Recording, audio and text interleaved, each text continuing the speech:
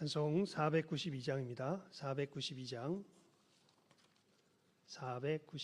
우리 함께 찬송 드립시다.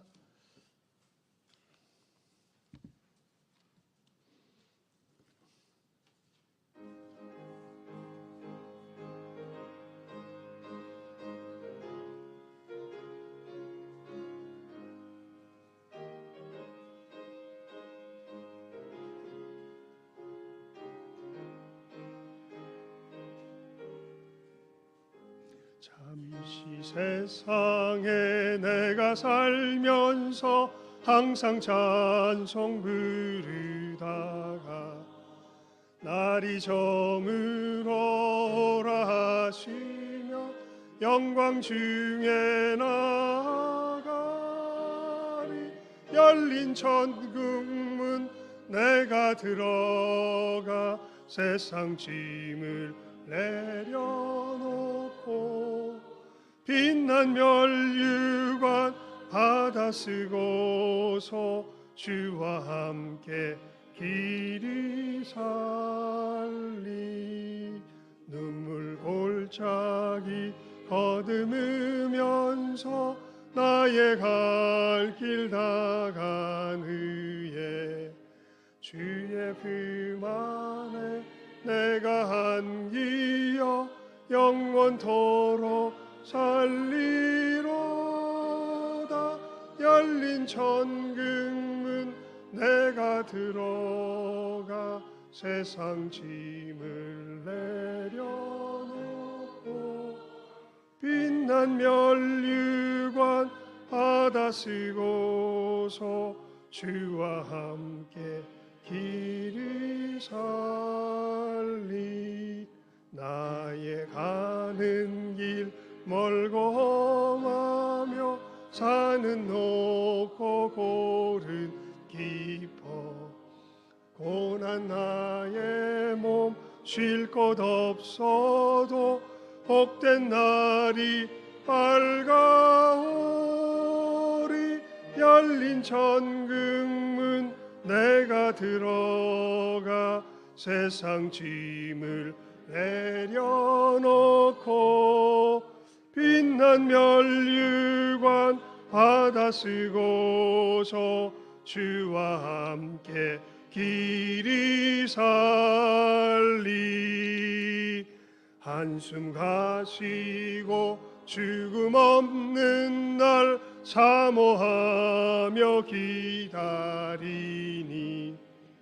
내가 그리던 주를 배울 때 나의 기쁨 넘치리라.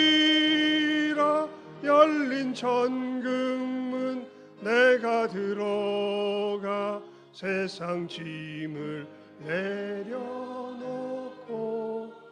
빛난 면류관 받아 쓰고서 주와 함께 길이 살리.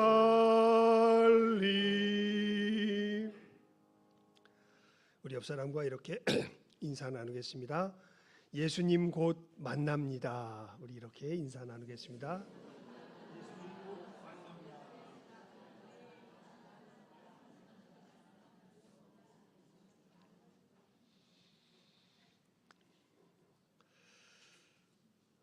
우리가 이 소망 가운데 우리의 인생의 걸음 걸어가고 있습니다. 우리 이 시간 하나님 앞에 우리의 마음을 정돈하는 침묵의 시간 갖도록 하겠습니다.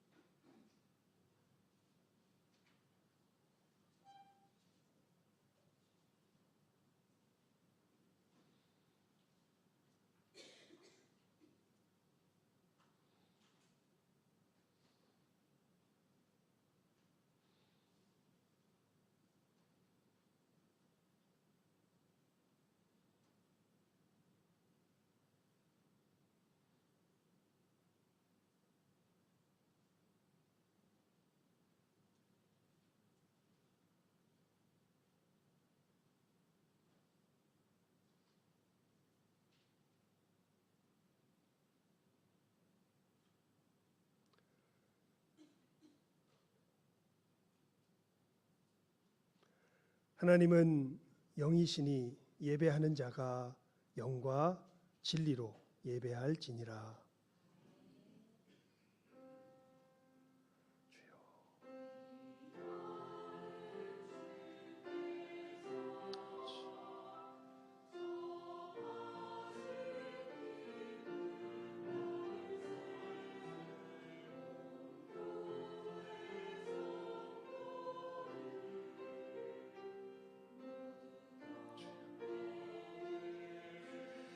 아버지,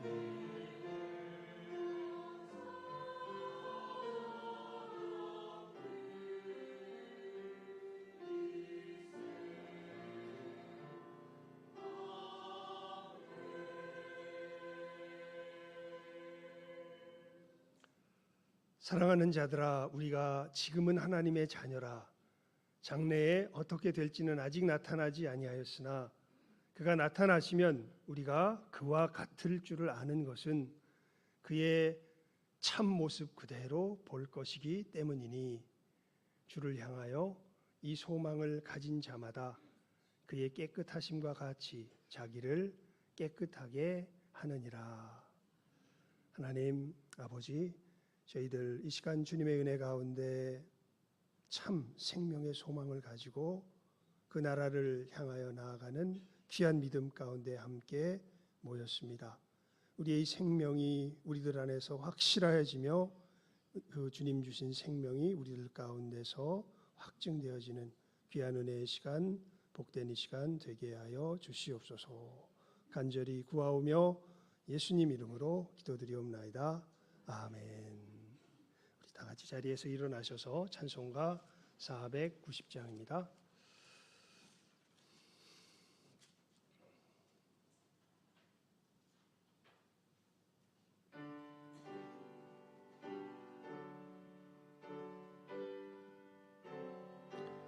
(490장) 찬송가 490장입니다. 죄송합니다. 찬송가 2장입니다. 예, 제가 너무 빨리 갔습니다. 이 찬송가 2장 부르겠습니다.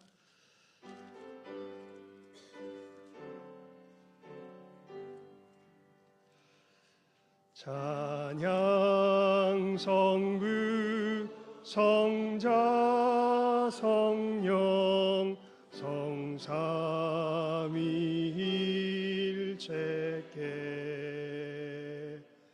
영원 무궁하기까지 영광을 돌리세. 영광을 돌리세.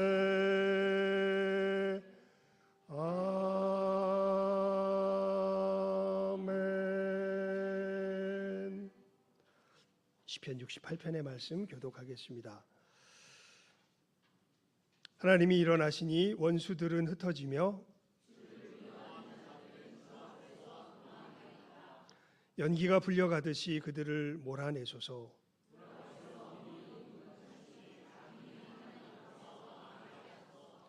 의인은 기뻐하여 하나님 앞에서 뛰놀며 기뻐하고 즐거워할지어다. 하늘을 타고 광야에서 행하시던 일을 위하여 대로를 수축하라. 그의 거룩한 처소에 계신 하나님은 고아의 아버지시며 과부의 재판장이시라. 갇힌 자들은 이끌어내사 형통하게 하시느니라. 다 같이 하나님이여, 주께서 가난한 자들을 위하여 주의 은택을 준비하셨나이다. 아멘. 사도신경으로 우리의 신앙을 고백드리겠습니다. 전능하사 천지를 만드신 하나님 아버지를 내가 믿사오며 그 외아들 우리 주 예수 그리스도를 믿사오니 이는 성령으로 잉태하사 동정녀 마리아에게 나시고 본디오 빌라도에게 고난을 받으사 십자가에 못 박혀 죽으시고 장사한 지 사흘 만에 죽은 자 가운데서 다시 살아나시며 하늘에 오르사 전능하신 하나님 우편에 앉아 계시다가 저리로서 산자와 죽은 자를 심판하러 오시리라. 성령을 믿사오며 거룩한 공회와 성도가 서로 교통하는 것과 죄를 사하여 주시는 것과 몸이 다시 사는 것과 영원히 사는 것을 믿사옵나이다. 아멘. 자리에 앉으셔서 우리 490장 찬송 드리겠습니다.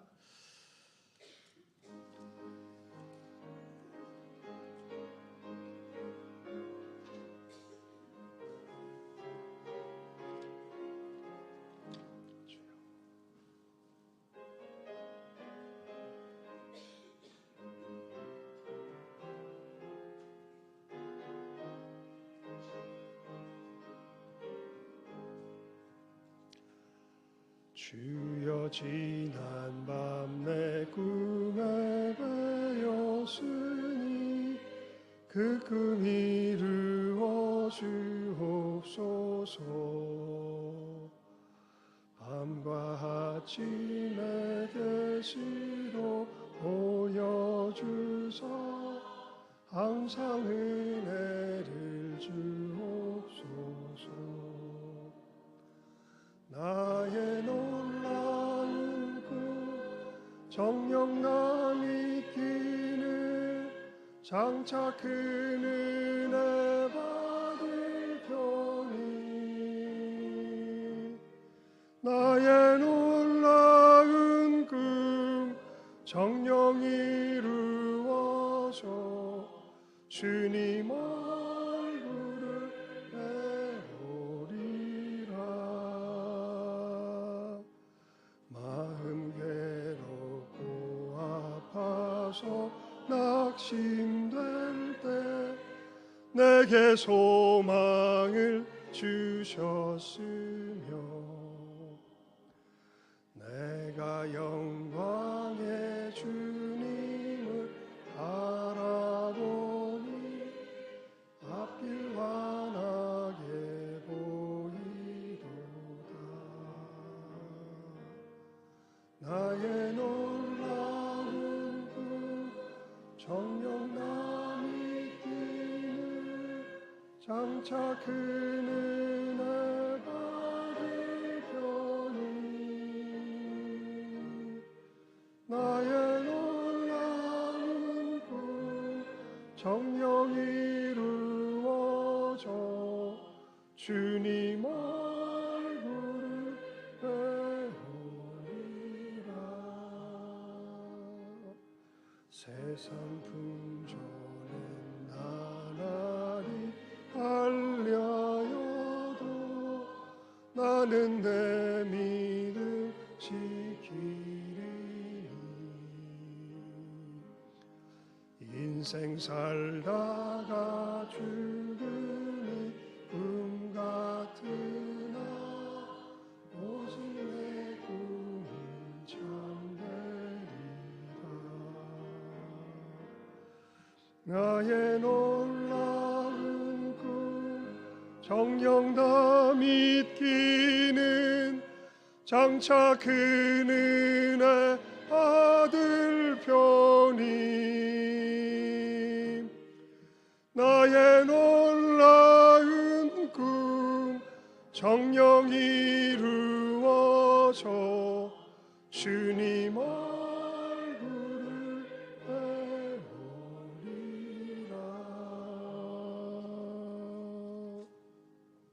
아멘. 박명훈 장로님 기도 인도해 주시겠습니다.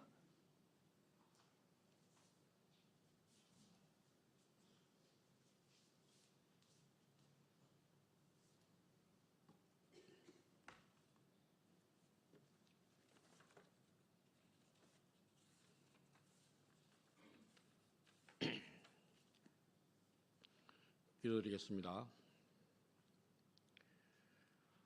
하늘에 계신 아버지, 오늘 거룩한 성일에 베풀어 주신 모든 일에 대하여 감사와 찬양을 드립니다. 저희 믿음이 나태해지기 쉬운 기회들이지만 주님의 자녀로서 예배의 본분을 다할 수 있도록 부르사오니 저희에게 드리는 경배하신 찬양을 받아시옵소서. 주님의 거룩한 보혈로 연약한 심령들을 정결케 하시옵소서. 깨끗한 마음을 창조해 주셔서 새롭게 변화받아 날마다 성결하게 살아갈 수 있도록 도와주시옵소서. 주님의 한없으신 사랑을 받은 자, 이제 저희들의 마음에 그 사랑을 깊이 간직할 수 있게 하시고 사랑을 구하는 삶에서 사랑을 베푸는 삶으로 바뀌게 하여 주옵소서. 우리들로 하여금 성령의 아름다운 열매를 많이 맺도록 도와주시옵소서. 하나님 아버지, 이 시간도 슬픔 속에 애로워하는 사람들, 병든 사람과 고통으로 잠 못 이루는 사람들, 이웃들로부터 버림받은 사람들과 고통 가운데 있는 사람들을 주의 은혜로 채워 주시옵소서. 사랑의 주님, 올해도 큰 수해로 아픔을 당한 이들이 있습니다. 모든 재산을 잃고 생명까지 잃은 저들을 불쌍히 여겨 주시고 속히 용기를 내어 일어설 수 있도록 저들의 마음을 다잡아 주옵소서. 주님, 이 민족을 사랑하사 시시각각 닥치는 위기에서 건져주시고 성령의 능력으로 이 땅의 평화와 정의를 지켜 주옵소서.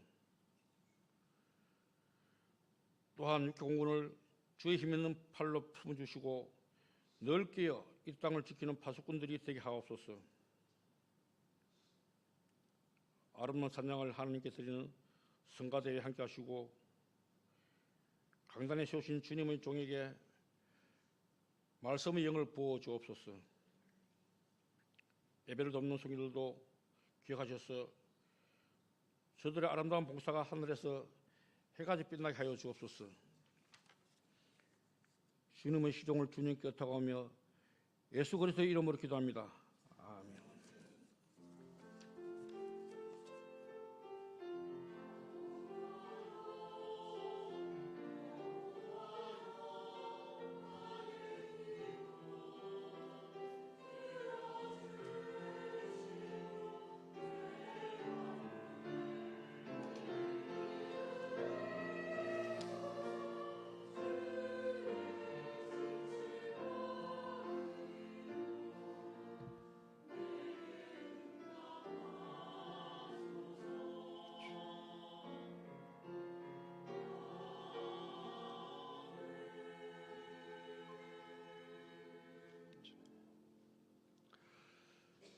하나님의 말씀 사도행전 24장 14절에서 16절입니다.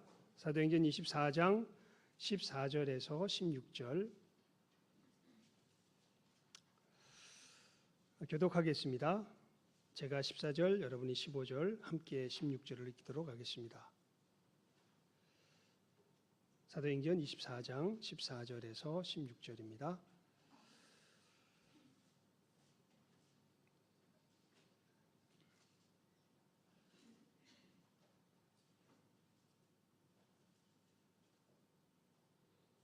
찾으신 줄 알고 제가 먼저 읽겠습니다.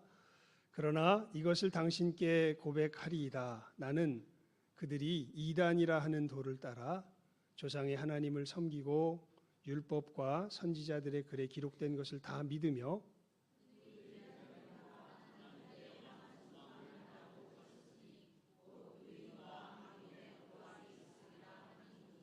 같이요. 이것으로 말미암아 나도 하나님과 사람에 대하여 항상 양심의 거리낌이 없기를 힘쓰나이다. 아멘. 우리 시온 찬양대 찬양이 있겠습니다.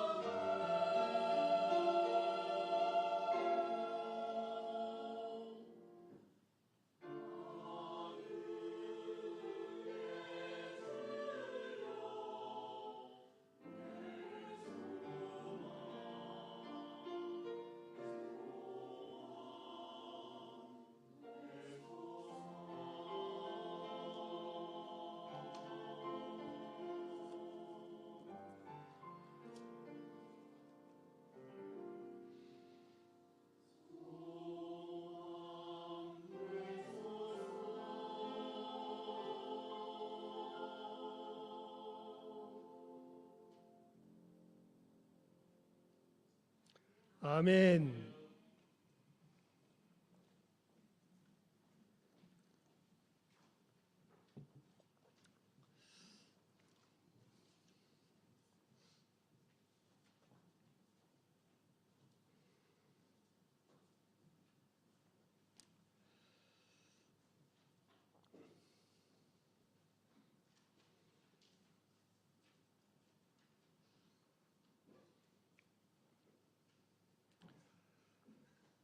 시온 찬양대가 부른 찬양의 마지막 가사는 만유의 주여 나의 소망 되소서. 여러분, 예수님께서 나의 소망이 된다는 것이 구체적으로 어떤 의미로서 여러분에게 다가옵니까? 만유의 주여 나의 소망 되소서. 우리가 오늘 읽은 본문 말씀을 보게 되면 이 말씀은 사실은 참 굉장한 위기의 순간에 사도 바울이 하는 이야기입니다. 사도 바울이 예루살렘에 들어가서 성전에서 하나님을 섬기는 가운데 사도 바울을 못마땅하게 여겼던 유대인들이 그가 성전을 또한 더럽히려고 한다고 잘못된 거짓된 죄목으로 바울을 고발하여서 벨릭스라고 하는 총독에게 로마의 이 다스리는 자에게 고소를 합니다. 그래서 사도 바울이 그 고발 가운데 이제 재판석에 서가지고 자기 자신을 변명하는 가운데 하는 내용이 오늘 말씀에 나온 내용이죠. 그러면서 이들이 어떤 죄목으로 고소를 하냐 하면은 24장 우리가 본문으로 읽지는 않았지만 6절에 보면 그가 또 성전을 더럽게 하려 함으로 우리가 잡아싸우니 이렇게 사도 바울에 대해서 고발하지요. 성전을 더럽혔다. 이게 어떤 의미에서 더럽혔냐면 이방인 사람들을 갖다가 데리고서 성전에 들어갔다. 그런 뜻입니다. 구체적으로 말하면 여러분 성전에는 이 구역들이 나누어져 있습니다. 이방인은 성전 안으로 들어가선 안 됩니다. 그런데 사도 바울이 헬라 형제들을 데리고 와서 저가 이 사도 바울 자신이 전하는 그 이 복음 속에서 보면 하나님 백성 되는 길은 유대인 할례를 받아서 되는 것이 아니라 어떻게 됩니까? 예수 그리스도를 믿음으로 된다고 가르쳤기 때문에 자기의 이 주장을 관철시키기 위해서 이 이방인 형제들을 사도 바울이 데리고 들어갔다고 그렇게 그래서 성전을 더럽혔다고 그렇게 고소를 했던 거죠. 그랬더니 이 사도 바울이 이야기합니다. 내가 성전을 더럽히지 않았다. 내가 이 소동하는 것을 12절 13절에 보면 이야기하죠. 내가 성전에서 누구와 변론하는 것이나 회당 또는 시중에서 무리를 소동하게 하는 것을 보지 못하였으니 이제 나를 고발하는 모든 일에 대하여 그들이 능히 당신 앞에 내세울 것이 없나이다. 이렇게 이야기하면서 저들이 나를 고발했던 그 죄는 사실은 저는 짓지 않았습니다. 하지만 이제 그게 이제 오늘 본문의 시작이죠. 그러나 이것을 당신께 고백하리이다. 나는 그러니까 이 유대인들이 이단이라고 하는 도를 따라 조상의 하나님을 섬기고 율법과 선지자들의 글에 기록된 것을 다 믿으며. 하지만 이 얘기는 맞습니다. 지금 유대인들이 이단이라고 말하는 그 길을 따라서 나는 우리 조상의 하나님을 섬기고 율법과 선지자들의 글에 기록된 것을 다 믿습니다. 그러면서 아주 중요한 이야기를 합니다. 이걸 우리가 바르게 알아야 오늘 합니다. 우리 15절 말씀인데요. 함께 읽어봅니다. 15절 말씀은 함께 읽도록 하겠습니다. 시작. 그들이 기다리는 바 하나님께 향한 소망을 나도 가졌으니 곧 의인과 악인의 부활이 있으리라 함이니이다. 아멘. 그럼 여기서 그들은 누굽니까? 유대인들이죠. 누구를 고소한? 사도 바울을 고소한 유대인들입니다. 그런데 사도 바울의 이야기에 따르면 사실 사도 바울이 가지고 있는 소망이나 사도 바울을 고소한 유대인들이 가지고 있는 소망이나 소망의 내용은 같다 틀리다. 같다. 잘 아셔야 돼요. 여러분 사도 바울이 품고 있는데, 사도 바울이 정말 목숨을 걸고 신앙생활하잖아요. 왜 목숨을 걸겠습니까? 바라는 바가 있기 때문에요. 그런데 놀랍게도 사도 바울이 바라는 바와 신앙생활을 하면서 바라는 그 바와 누가 바라는 바가, 유대인들이 바라는 바가 그 궁극적인 모습에 있어서는 같다 틀리다. 같다. 그 바라는 바의 구체적인 내용이 뭐냐 하면 우리 다시 한번 읽습니다. 시작. 15절 시작. 그들이 기다리는 바 하나님께 향한 소망을 나도 가졌으니 곧 의인과 악인의 부활이 있으리라 함이니이다. 아멘. 여러분, 이들이 바라는 바가 뭐라고 지금 이야기해요? 뭘 바란대요? 그냥 성경에 있는 그대로 읽어보면 의인과 악인의 부활. 여기서 우리 잘 알아야 돼요. 왜냐하면 우리 예수 부활했으니 할렐루야, 우리 부활하겠네 할렐루야. 그래서 우리 그 부활절에 부르는 찬송 중에 우리가 굉장히 강조해서 부르는 게 예수님 부활하셨기 때문에 우리도 뭐 할 거다? 부활할 거다. 여러분, 그 부활 소망을 이야기할 때 여러분들 마음속에 다가오는 실질적인 내용은 어떠한 내용이 다가옵니까? 나도 다시 뭐 할 거다? 살아날 거다. 그러니까 부활이라고 할 때 의미가 여기에 말씀에 담겨 있는 의미라기보다 그냥 나도 다시 뭐 할 거다? 살아날 거다. 죽지 않는다. 어떤 경우에 있어서는 나 안 죽어. 나는 다시 어떻게 될 거예요? 살아날 거야. 이것을 갖다가 소망이라고 생각하는 사람들이 많이 있는데 사실 부활 소망은요, 그것이 소망이 아닙니다. 그래서 우리 그리스도인들이라면 우리가 가지고 있는 부활 소망의 이 담긴 의미가 무엇인지 사실은 성경이 우리들에게 가르쳐주는 바를 제대로 알고 있어야 돼요. 그러면서 놀라운 모습이죠. 사실은 누가 품었던 궁극적인 모습에 있어서 누가 품었던 소망이나 유대인들이 품었던 소망이나 누가 품은 소망이, 바울이 품은 소망이 같아요, 달라요? 같아요.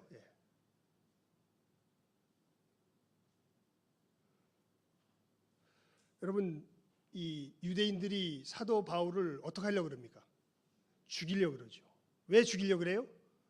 잘못된 신앙을 가르친다고. 아니, 잘못된 정도가 아니라 사도 바울이 가르치는 대로 신앙이 만약에 그것이 참된 것이라면 누구의 신앙이 다 무너져요? 자기들의 신앙이 다 무너져요. 그래서 바울도 사실은 그랬죠.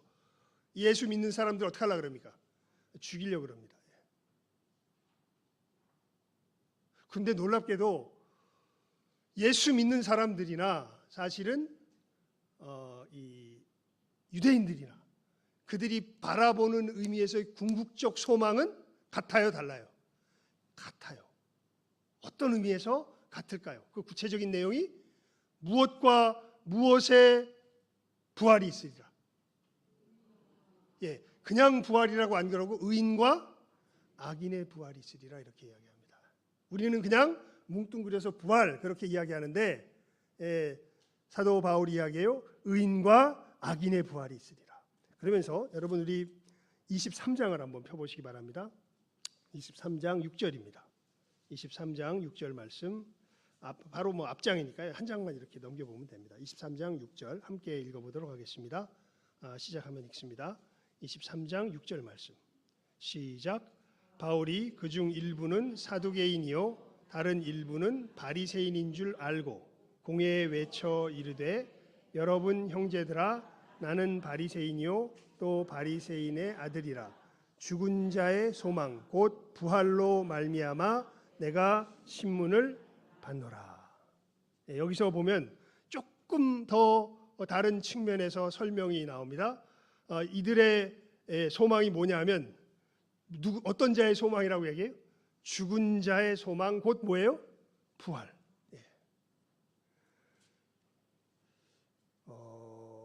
여러분, 이 유대인들이 바리새인들이 품었던 이 부활에 대한 소망의 내용이 구체적으로 어떤 것일까요? 이것을 그 당시의 문헌들과 성경에 나와 있는 이 내용들을 종합해서 살펴보면 이런 소망을 가지고 있었습니다. 유대인들은 이제 예루살렘 성전이 멸망당하면서 사실은 586년이죠. 그때 이후로 뭐 100년의 하스몬의 왕가를 통하여서 잠시 독립을 맛보지만 오히려 그때 더 큰 타락을 맛보면서 사실은 거의 600년의 세월을 이 외세의 침략 속에서 살아갑니다. 여러분, 솔로몬 때에 세계를 호령했던, 하나님의 은혜 가운데 세계를 호령했던 이스라엘이 사실은 역사가 지나가면서 세계 제국들, 세계를 다스리는 왕국들의 늘 부하가, 신하가 되어가지고 이 신음하며 살아갔던 것이 이스라엘의 예수님께서 오실 때까지의 역사가 되죠. 그러면서 이스라엘 백성들이 너무나 분명하게 그 역사를 통해서 체험한 것이 있습니다. 그게 뭐냐 하면 정말 하나님께서 율법에서 말씀하신 그 내용은 정말 의롭다. 그러니까 사람이 살아가야 할 세상은 무엇이 지켜지는 세상이어야 한다. 이 하나님의 말씀이, 다른 것이 아니라 이 하나님의 말씀이 지켜져야 되는 곳이야말로 진짜 사람이 살아가야 할 곳인데, 그런데 이방은 말할 것도 없고 우리도 이 말씀대로 살아간다, 못 살아간다.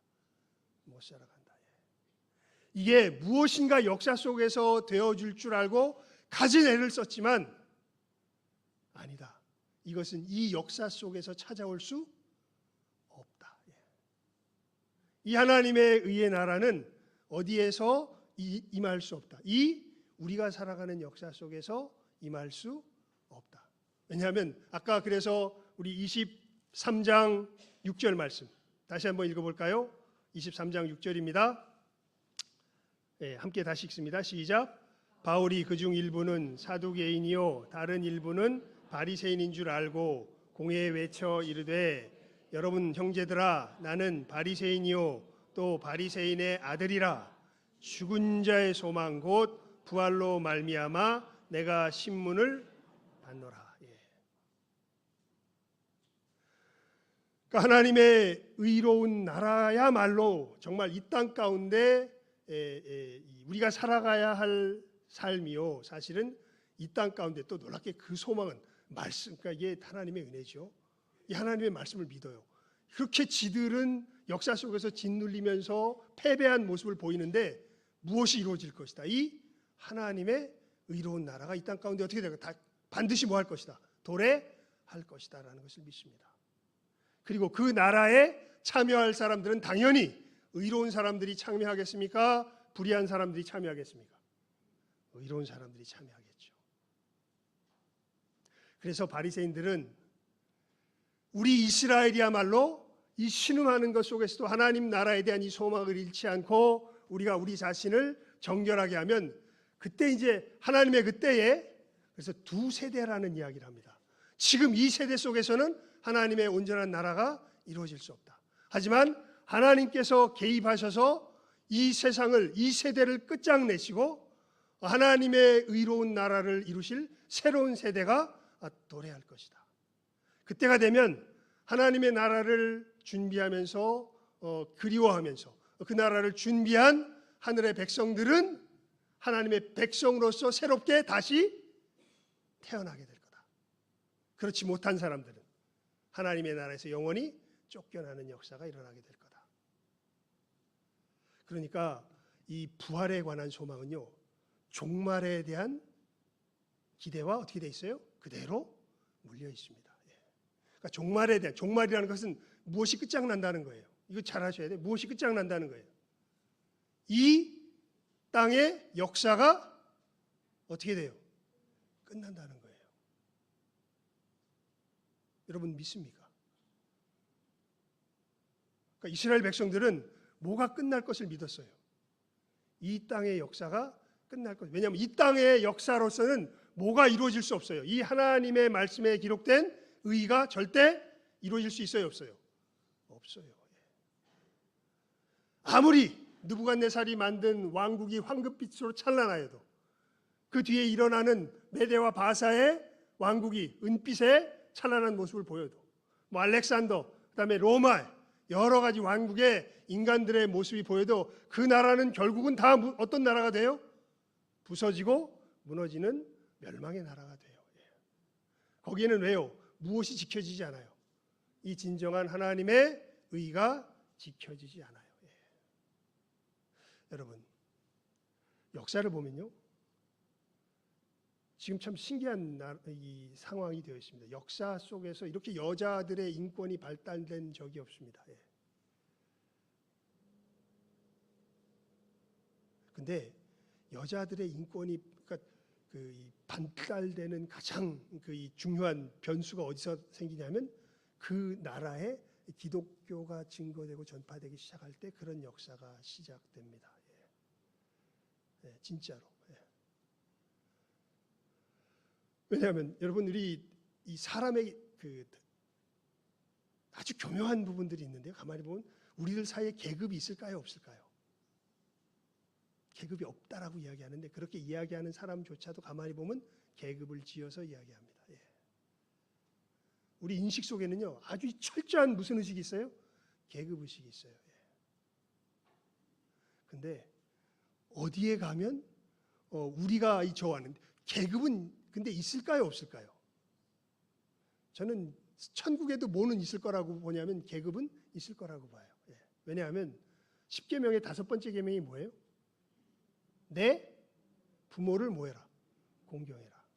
이건 다른 명령이 아니라 권위에 대한 순종을 뜻합니다. 여러분, 하나님 성부, 성자, 성령 가운데 계급 있습니까, 없습니까?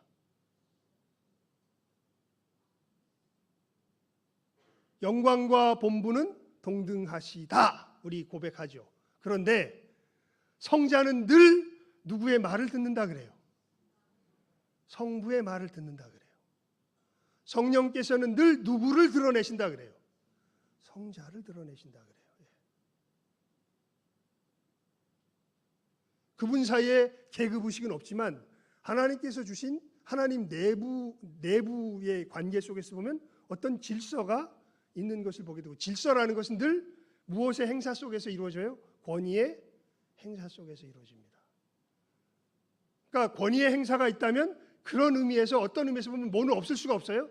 계급은 없을 수가 없어요.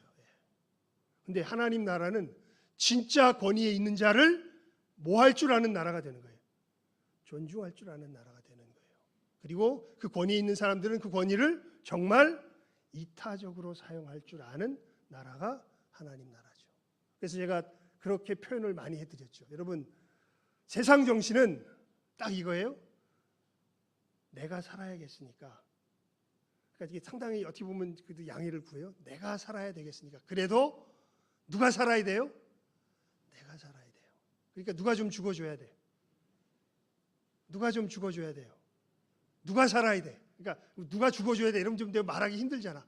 그러니까 이렇게 생각하면 쉬워요. 누가 살아야 돼요. 그렇죠. 누가 살아야 돼요? 내가 살아야 돼요. 그게 무슨 정신이에요? 세상 정신이에요. 어쩔 수가 없습니다. 세상에서는요, 누가 살아야 돼요? 내가 살아야 돼요. 아이, 그러면 다른 사람이 살란 말이에요? 누가 죽고 내가 죽고? 놀랍게도 하나님 나라에서는 그 정신의 존재들이 사는 곳이 어디예요? 하나님 나라입니다. 그것을 가장 처절하게 보여주신 분이 오히려 누구세요? 하나님이세요. 사실 누가 죽어야 돼요? 우리가 죽어야 돼요. 예수님의 십자가에 달리실 때 사실은 어디가 멸망했어야 돼요? 우리가 멸망했어야 돼요. 그 불의한 우리가 멸망한 것이, 하나님의 공의가 있다면 우리가 멸망하는 것이, 그것이 정의죠. 그런데 누가 그 멸망을 짊어지세요? 하나님께서 직접 짊어지세요. 그리고 누구를 살게 하세요? 회개하는, 그냥 모든 우리가 아닙니다. 회개하는 우리. 하나님의 공의는 사라지진 않아요. 하지만 회개하는 우리를 살게 하세요. 놀랍게도 내가 죽더라도 누가 살아라? 네가 살아라. 거기가 어떤 나라예요? 거기가 하나님의 나라예요. 거기에 진정한 권위를 가진 자가 그러한 정신 속에서 살아가는 나라가 어느 나라예요? 하나님의 나라예요.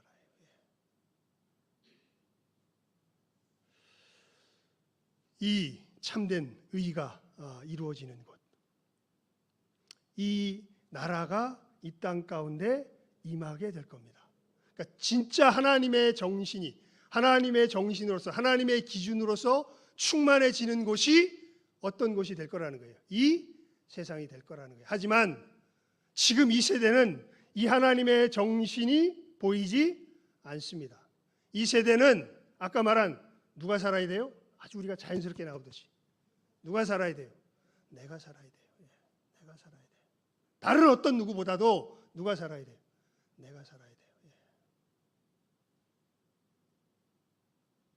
그래서 성경을 알게 된 유대인들은 이제 믿게 된 거예요. 보게 된 거예요. 아, 이 세대는 뭐 하겠구나? 망하겠구나. 그리고 그날, 그러면서 이제 계시를 통하여 알게 되는 거죠. 그날 누가 망하게 하실까요? 이 세대를 하나님께서 오셔서 망하게 하실 거예요. 심판하실 거예요. 우리 사도신경으로 신앙 고백하죠. 저리로서 산자와 죽은 자를 뭐하러 오시리라? 심판하러 오시리라. 그래서 여러분, 이 부활 소망 속에는 늘 종말에 대한 역사관이 분명하게 내재되어 있습니다. 예수 부활했으니 우리 부활하겠네. 그냥 나는 죽었다가 다시 살아날 거야, 이 정도 이야기가 아닙니다. 이 땅에 진정한 어떤 나라가 임하게 될 거예요. 의의 나라가 임하게 될 겁니다. 하나님의 의의, 그것도 그냥 의의 나라가 아니라 누구의 의의 나라요? 하나님의 의의 나라. 이 땅에 임하게 될 겁니다. 이것을 누가 바라봤던 거예요? 바리새인들이 바라봤던 거예요. 그리고 그때가 되면 사람들이 부활하게 될 거예요. 어떤 사람들은, 악인들은 무슨 부활로? 악인의 부활로. 의인들은 어떤 부활로? 의인의 부활로. 그렇게 돼서 이들의 소망 속에는, 그래서 사실은 우리가 사도신경으로 고백하는 그 내용이 어떻게 보면 본질적으로 담겨 있는 거죠. 저리로서 산자와 죽은 자를 뭐하러 오세요? 심판하러 오세요. 그 역사가 우리 가운데 일어나게 될 겁니다. 여러분, 예수를 믿습니까? 진짜로 믿습니까? 그렇다면 뭘 믿는다는 거예요? 이 최후의 심판을 믿는다는 거예요. 이 최후의 심판 속에 이루어질 이 부활의 의미를 믿는다는 뜻에서 우리가 무슨 소망을 가지고 있다는 거예요? 부활 소망을 가지고 있다는 얘기가 됩니다. 이것을 믿으십니까? 그래서 부활 소망을 갖는다는 건 결국은 한마디로 말하면 내가 어느 나라의 백성이 된다는 거예요? 의의 나라의 백성이 된다는 거예요. 하나님의 의가 이루어지는 나라. 성경은 그래서 이 부분을 굉장히 다양한 용어로 표현합니다.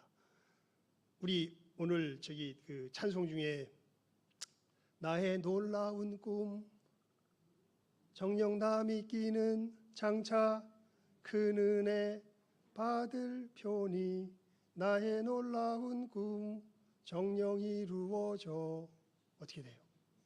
주님 얼굴을 배우리라. 예수의 사람의 개인적인 의미에서의 꿈은 누구의 얼굴을 뵙는 게 이 사람의 꿈이 된다 그래요? 예수님 얼굴을 뵙는 게. 여러분의 인생의 가장 큰 소망은 뭡니까? 되게 나이 드신 분들은 내가 공궁하지 않게 건강하게 호련히 이 땅에서 잘 먹고 잘 살다가 잘 인생 마치는 거, 뭐 이 정도 아니겠어요? 그렇죠? 근데 하나님의 사람은 다릅니다. 하나님의 사람의 꿈은 누구의 얼굴을 보는 거예요? 그 이상한 꿈이네. 뭐 그딴 꿈이 다 있나? 하나님의 사람들은, 그래서 우리 찬송했잖아요. 여러분 그냥 하니까 따라 부른 거예요? 아니면 최소한 의문이라도 가져야지. 나의 놀라운 꿈 정녕 나 믿기는 장차 큰 은혜 받을 편이. 나의 놀라운 꿈 정녕 어떻게 돼요? 이루어질 거다. 어떤 그 꿈이 뭔데요? 주님 얼굴을 배우는 거예요. 주님 얼굴을 배운다는 게 무슨 뜻일까요? 제가 오늘 예배 선언하면서 읽었던 말씀에 사도 요한이 아주 분명하게 이야기합니다. 그가 나타나시면 우리가 그와 같을 줄을 아는 것은 그의 참 모습 그대로 볼 것이기 때문이니 주를 향하여 이 소망을 가진 자마다 그의 깨끗하심과 같이 자기를 깨끗하게 하느니라. 예수님을 본다는 것과 예수님을 닮는다는 것은 동일한 뜻입니다. 그래서 이렇게 사도 요한이 이야기하죠. 우리가 그와 같을 줄을 아는 것은 우리가 예수님의 참 모습 그대로 뭐 할 것이기 때문이다. 볼 것이기 때문이다. 요한일서 3장 2절에 사도 요한이 그렇게 이야기합니다. 즉 예수님을 본다는 소망을 가진 사람들이 그 본다라고 할 때의 그 참된 의미는, 실제 의미는 누구를 닮는다는 거예요. 예수님을 닮는다는 거예요. 왜요? 왜 그렇습니까? 여러분, 이 세상은 아까도 말씀드렸죠. 이제 심판에 처한 세상입니다. 이 세대는 뭐 할 거예요? 망할 거예요. 없어질 겁니다. 하나님의 심판 가운데 사라질 겁니다. 어떤 세대요? 이 세대. 내가 그래도 누가 살아야 되는 세대. 그래도 누가 살아야 되는 세대. 내가 살아야 되는 세대. 이 세대는 어떻게 될 거예요? 없어질 거예요. 멸망할 겁니다. 믿습니까? 이게 그리스도인들이 갖고 있는 부활 소망의 전제가 되는 내용이에요. 이 세대는 어떻게 될 거예요? 없어질 거예요. 멸망할 거예요. 오는 세대가 임할 겁니다. 어떤 세대요? 누구를 닮은 자들이 살아가는 세대. 예수를 닮은 자들이 살아가는 세대. 그 세대는 누구를, 여러분, 천국은 세상에서 가장 좁은 곳이에요.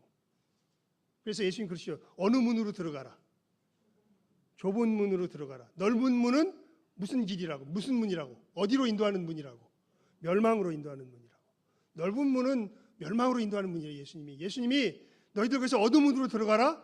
좁은 문으로. 그 좁은 문이 누구예요? 내가 곧 양의 문이다. 그러니까 천국은 세상에서 가장 넓은 곳이에요, 좁은 곳이에요? 이 세상, 이 세대의 모습 속에서 살펴본 천국은 세계에서 가장 좁은 곳이에요. 왜냐하면 거기는 누구 닮은 사람만 들어가는 곳이에요. 예수님 닮은 사람만 들어가는 곳이에요. 예수님 닮지 않으면 절대 들어갈 수 없어요. 예. 우리의 소망이 뭐라고요? 예수 부활했으니 나도 뭐 하겠네? 부활하겠다. 그러니까 부활의 소망의 핵심 내용은 다른 것이 아니라 나도 누구처럼, 예수님처럼 어떤 자가 될 것이다. 이걸 알아야죠. 어떤 자가 될 것이다.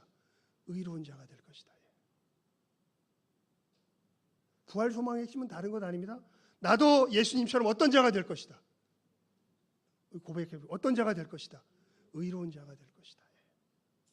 그래서 사도 바울이 이렇게 이야기하죠. 주를 향하여, 사도 요한이 이렇게 이야기하죠. 이 소망을 가진 자마다 그의 깨끗하심과 같이 자기를 깨끗하게 하느니라.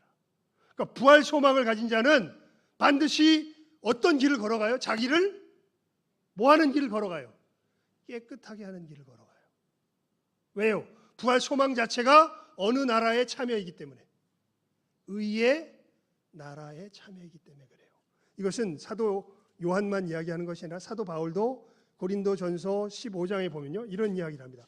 앞에서 이 15장 12절부터 부활 소망에 대해서 쭉 이야기한 다음에요, 이 부활 소망을 가진 사람들이 결국은 어떤 삶을 살아가냐 하면 34절과 15장 33절과 4절에 이렇게 얘기해요. 속지 말라. 악한 동무들은 선한 행실을 더럽히나니 깨어 의를 행하고 죄를 짓지 말라. 하나님을 알지 못하는 자가 있기로 내가 너희를 부끄럽게 하기 위하여 말하노라. 결국 부활 소망을 가진 자가 진짜 부활 소망을 가졌다면 자기의 삶의 길에서 어떤 길을 걸어간다고요? 의의 길을 걸어간다고요.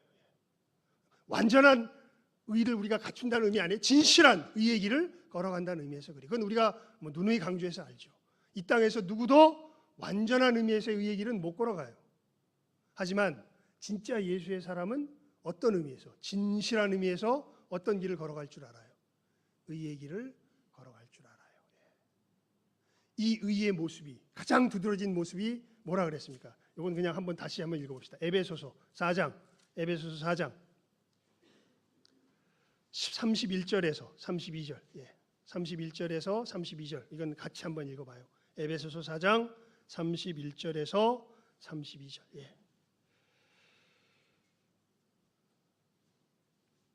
함께 읽습니다. 31절에서 32절까지의 말씀 함께 읽습니다. 시작하면 읽습니다. 에베소서 4장 31절에서 32절입니다.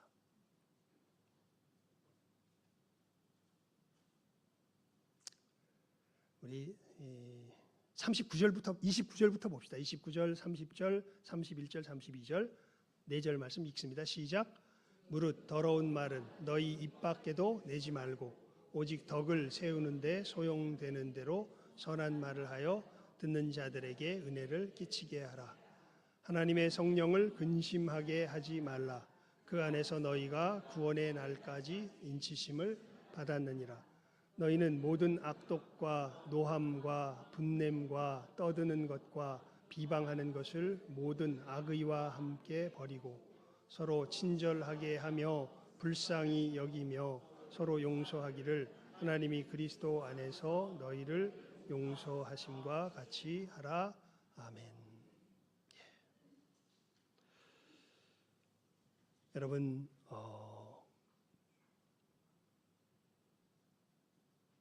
예수님을 믿는 사람들은요, 내가 예수 안에서 죽고 다시 살아난 것을 뭐하는 사람들이에요? 믿는 사람들이에요. 이 다시 살아남의 의미가 어디랑 연결되어 있냐면 부활과 연결되어 있는 거죠. 이 부활 소망의 핵심은 다른 것이 아니라 이제는 우리가 누구의 모습으로?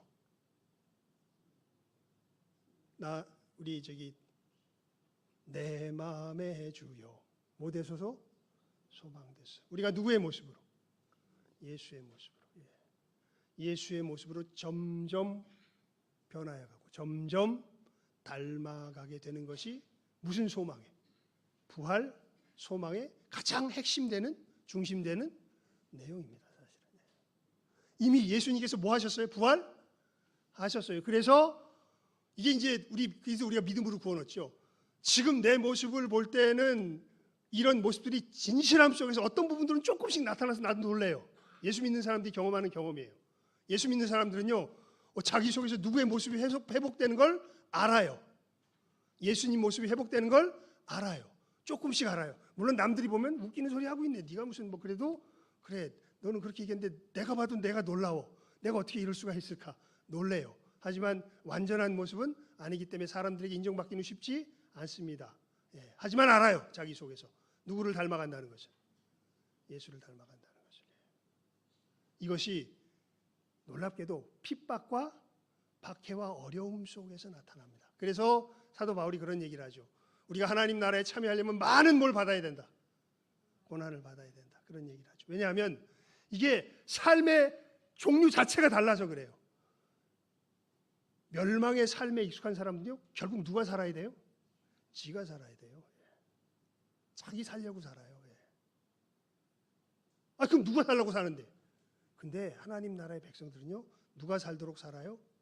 다른 이가 살도록 살아요. 근데 이 역설이에요. 이거야말로 진짜 누가 사는 거예요? 자기 자신이 사는 거예요. 역설적입니다. 성경의 진리는 이런 부분에서 굉장한 역설 속에서 우리들에게 다가옵니다. 그래서 예수님 그렇게 말씀하시죠. 아무든지 나를 따라오려거든 자기를 뭐하고? 부인하고. 뭘 지고? 자기 십자가를 지고 나를 따라라. 나를 위하여 목숨을 버리면 뭐 할 것이요? 얻을 것이요. 내 살겠다고 내 목숨 붙들면 어떻게 돼요? 잃어버리게 되죠. 그러니까 이 삶이 우리들 안에 이루어지는 것을 구체적으로는 아까 말한 이러한 상황 속에서 너희는 모든 악독과 노함과 분냄과 떠드는 것과 비방하는 것을 모든 악의와 함께 뭐하고요? 버리고 서로 친절하게 하며 불쌍히 여기며 서로 용서하기를 하나님이 그리스도 안에서 너희를 용서하심과 같이 하는 이 걸음 속에서 우리가 한 걸음 한 걸음 경험해 가고 또 확인해 가고 그러면서 지금은 거울을 보는 것처럼 희미하나 그날이 되면 내가 예수님을 얼굴과 얼굴을 대면하여 보는 것처럼 보게 되리라. 잘 하셔야 돼요. 부활 소망을 갖는다는 건요, 이게 그냥 내가 단순히 죽었다가 다시 살아난다는 소망을 갖는 게 아닙니다. 이건 소망이라고 부를 수도 없어요. 왜냐하면 심지어 죽었다가 다시 살아나는 건 어디 가는 영혼도 죽었다가 다시 살아나요? 지옥 가는 영혼들도 죽었다가 다시 살아나요. 이건 소망이라고 부를 수 있는 게 아닙니다. 진짜 소망은 내가 어느 나라에 참여하게 된다는 거예요.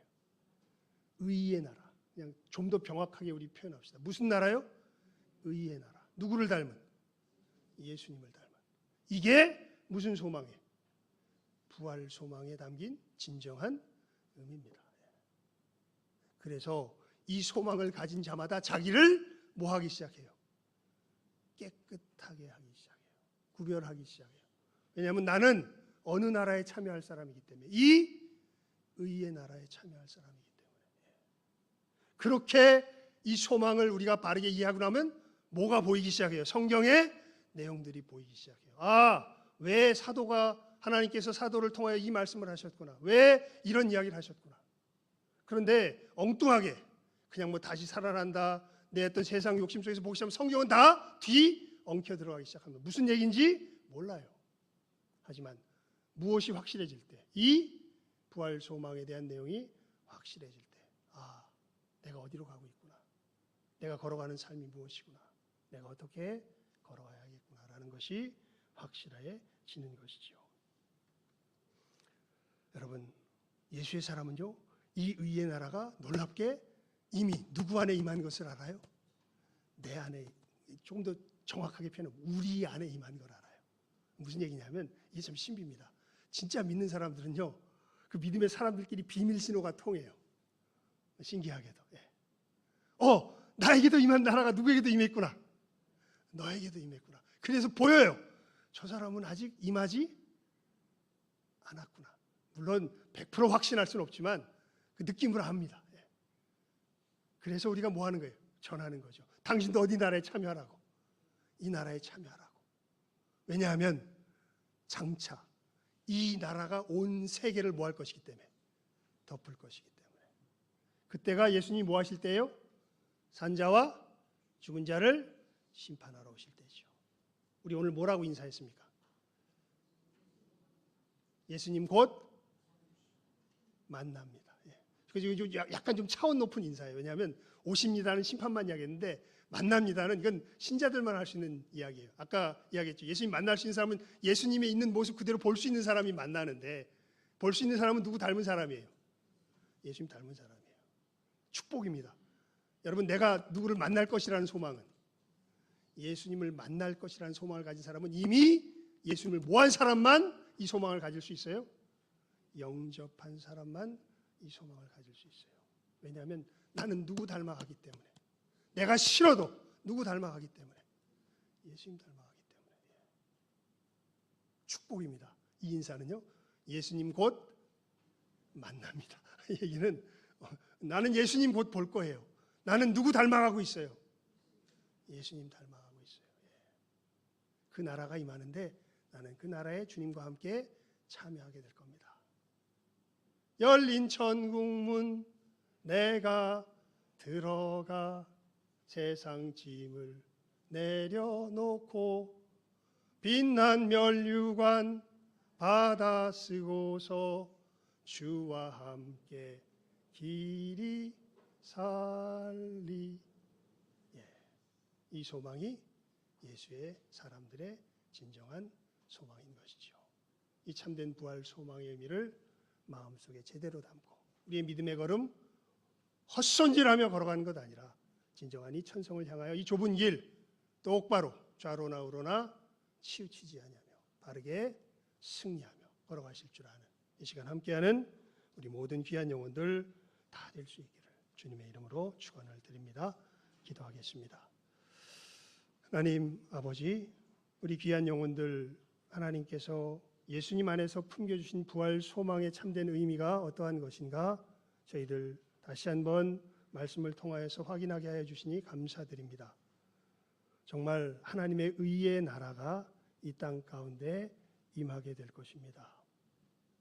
세상의 모든 불의가 사라지며 이 불의 가운데 멸망의 길을 향하여 나아가던 모든 세상 사람들이 그 나라에서 참으로 거두어지며 진정한 의에 참여한 하늘의 백성들만이 이 땅 가운데 남게 될 참으로 그 때가, 그 시간이 우리들 앞에 날로 다가오는 것을 저희들 분명히 깨달아 알게 하여 주시고, 저희들 참으로 그때의 예수님의 은혜 가운데 이 의의 나라에 참여하게 되는 이 참된 부활 소망의 의미를 우리 마음 가운데 바르게 새기게 하시며, 이 소망 품고 저희들 좌로나 우로나 참으로 치우치지 아니하며 좁은 문 되시는 유일한 천국의 문 되시는 주님 바라보며 주님 뒤를 쫓아서 우리의 믿음의 걸음 이 소망 가운데 힘차게 헤쳐 나아가며 승리하며 걸어갈 줄 아는 이 시간 함께하는 우리 모든 귀한 영혼들 다 되게 해주시기를, 정말 주님께서 나를 사랑하신 것 같이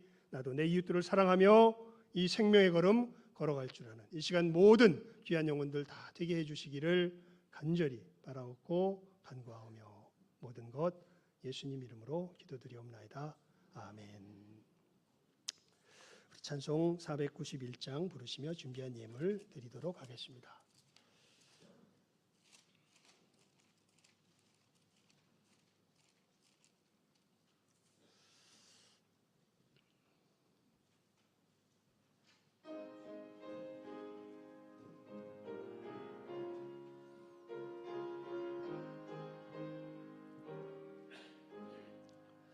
저 높은 곳을 향하여 날마다 나아갑니다.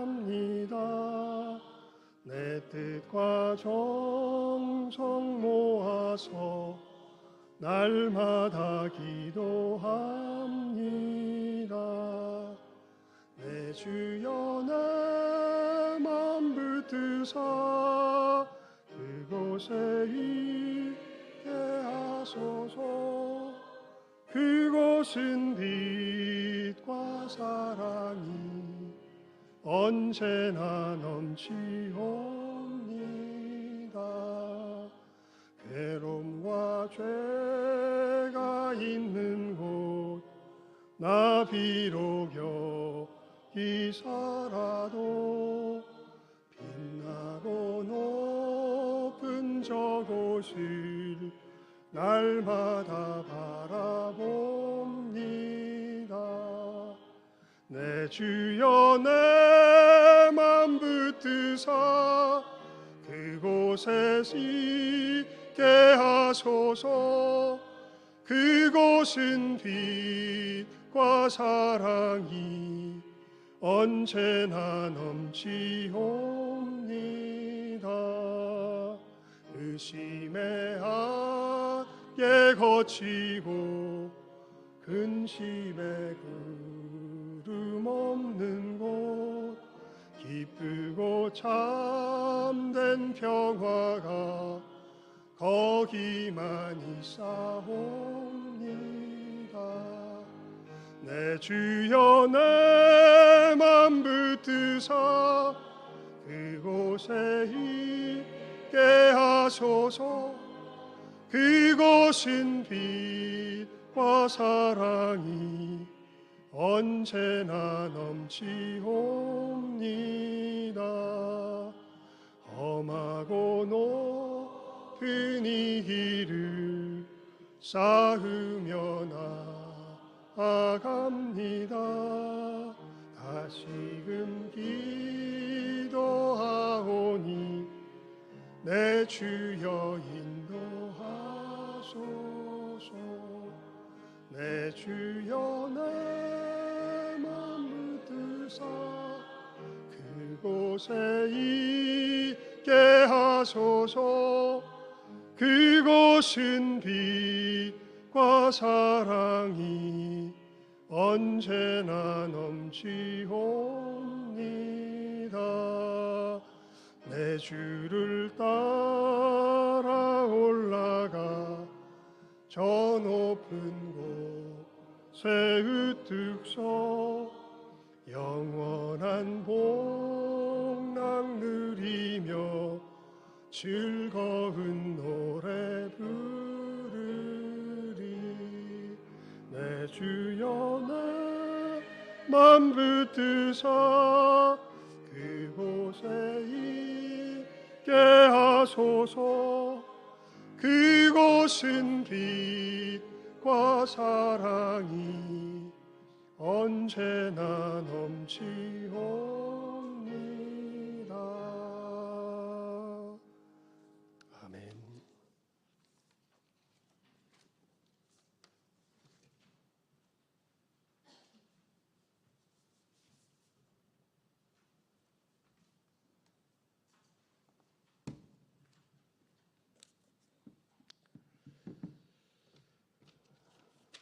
봉헌 기도드리겠습니다.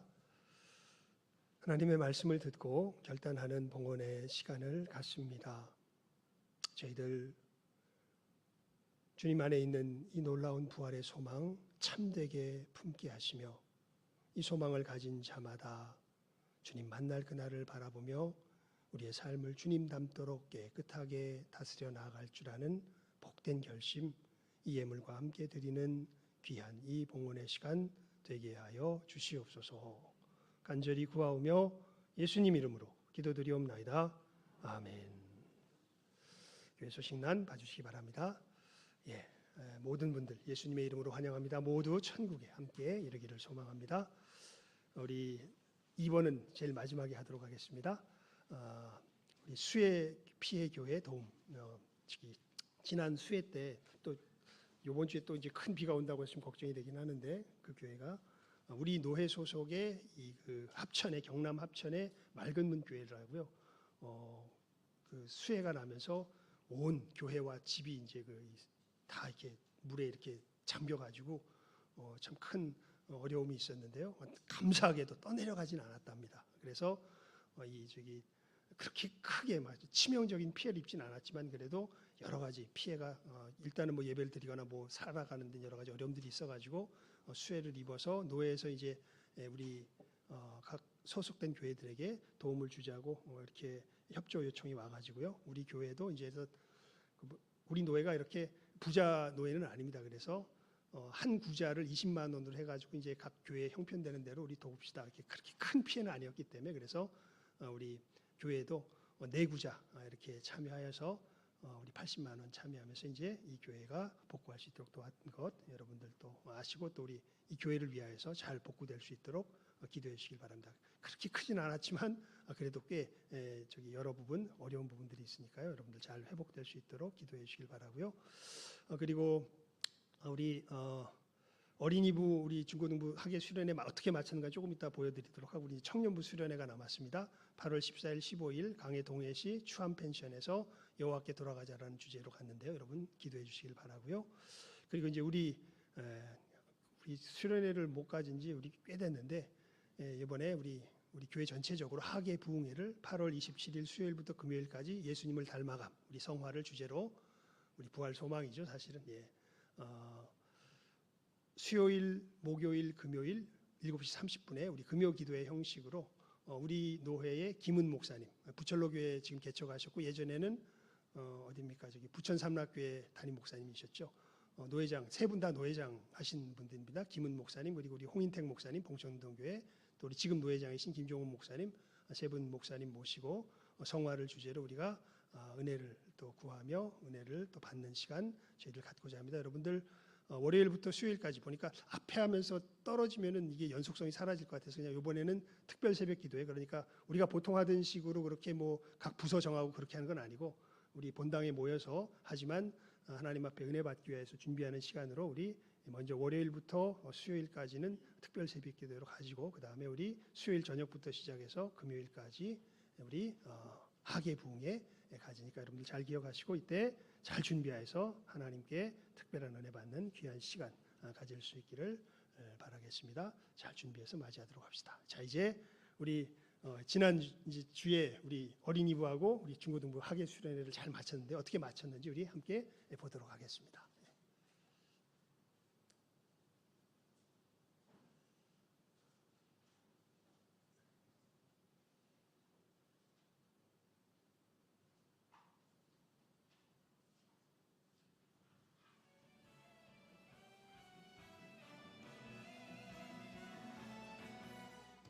하나님 날 위해 예수님 보내주셨네.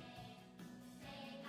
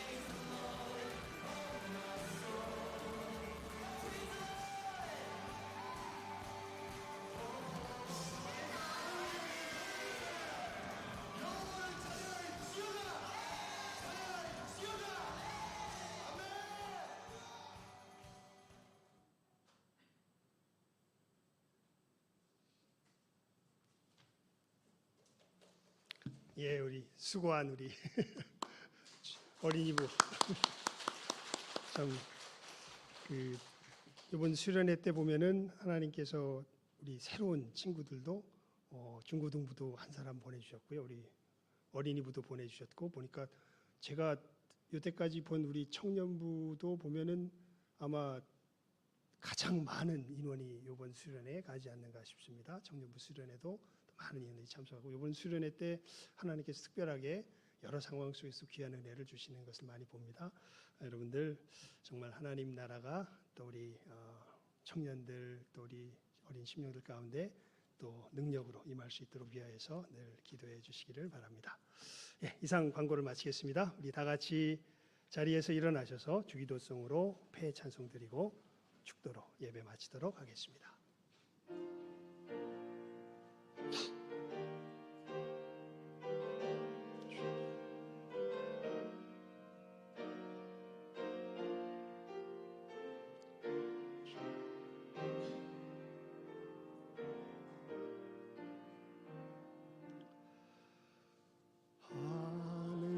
하늘에 계신 아버지 이름 거룩하사 주님 나라 임하시며 뜻이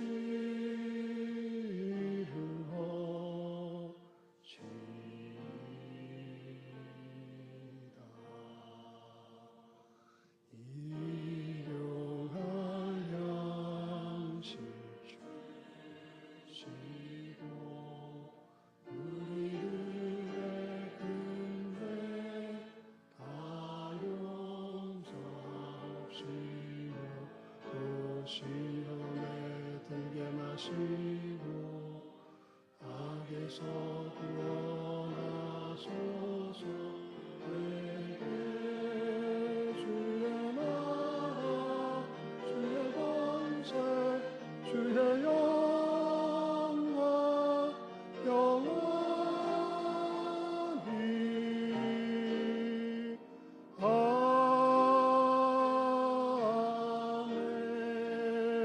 아멘.